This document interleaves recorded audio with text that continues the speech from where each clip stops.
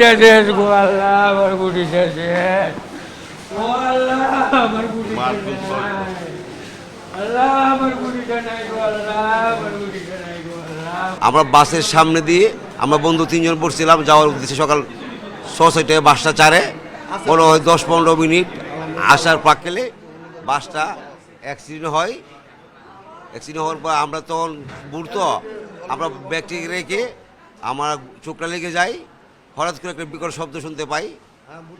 সন্ধ্যার সাথে সাথে তাকায় দিয়ে আমার এক বন্ধু সাইফুল ইসলামও মারা যায়। আমার এই উড়াতের মধ্যে আরেক বন্ধু চিৎকার করতেছে, ও কিছু হয় নাই।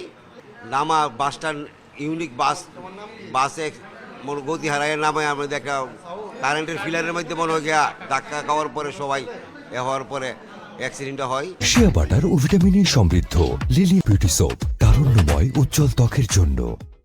হঠাৎ শব্দ হয়েছে, বুঝছি চাক্কা বাস মারছে।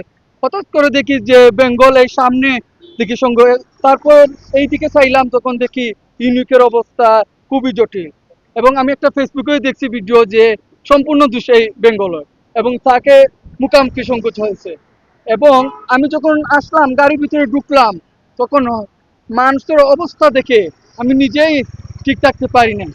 কারণ কাকে দেবো আমি, কাকে কোন ভাষা বলবো, এই আমার ভাষা নেই। এবং যখন প্রতিটা সিটে এই ডাইন সাইডে আমি দেখি লাশ সবাই মারা, 8জন মানুষ মারা গেছে। এবং যাদেরকে বের করছি তাদের এই গ্যারান্টি বলতে পারবো না যে তাদের অবস্থা খুবই জটিল। স্বজনরা কেউ এখানে নাই, এখন পর্যন্ত স্বজনরা কেউ নাই। এই সকালবেলা পায়ে সার্ভিসে রুগী নিয়ে আসছিল, প্রায় 12-13 জন নিয়ে আসছিল পায়ে সার্ভিসে। তার মধ্যে একটা বাচ্চা মারা গেছে এখানে আসার পরে, আর আরেকটা রুগী নিয়ে আইসিইউতে গেছে, ওইখানে আইসিইউতে আরেকজন মারা গেছে। এখন পর্যন্ত 9 জন মারা গেছে সম্ভবত, যারা যতটুকু জানি আর কি। খুবই কষ্টজনক। উনি যে এতে ছিল পাশের দোকানে, আর উনি ঢাকা বাড়ি, উনার বাড়িটা উনার সাথে মনে করে ঢাকা যেতেছিল। ঢাকা উনি ওই 2 জন উনার আহত, উনার এই আহত 2 জন।